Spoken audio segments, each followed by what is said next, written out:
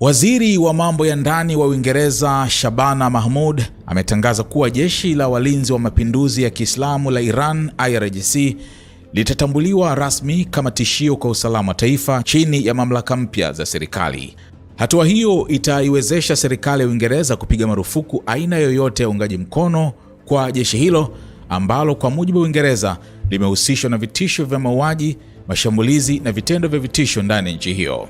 Katika taarifa ya maandishi kwa bunge, Mahmoud amesema kuiunga mkono IRGC kuanzia kutoa maoni kuhusu jeshi hilo hadi kulisaidia kutakuwa kosa la jinai linaloweza kuadhibiwa kwa kifungo hadi cha miaka 14 jela.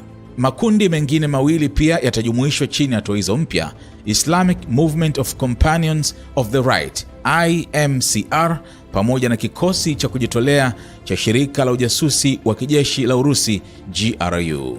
Mamlaka hizo mpya zitaipa polisi na vyombo vya ujasusi uwezo mkubwa zaidi wa kukabiliana na ujasusi, uingiliaji wa kigeni, hujuma na mashambulizi ya kimwili yanayohusishwa na makundi hayo. Mamlaka ya Uingereza zinaamini IRGC imeelekeza mashambulizi kadhaa dhidi ya maeneo yanayohusishwa na jamii za Kiyahudi na Israel nchini humo. Shirika la ujasusi la MI5 pia limebaini takriban mipango 20 iliyoungwa mkono na Iran ambayo ingeweza kusababisha vifo ndani ya Uingereza katika kipindi cha mwaka mmoja uliopita.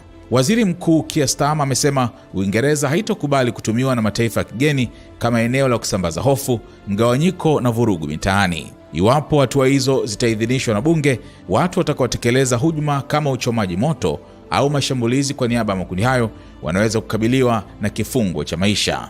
Uingereza inasema mamlaka hizo mpya ni muhimu kutokana na kuongezeka kwa vitisho vinavyoungwa mkono na mataifa ya kigeni, ambapo serikali hasimu zinazidi kutumia makundi ya wakala na mitandao ya kihalifu kutekeleza operesheni nje ya mipaka.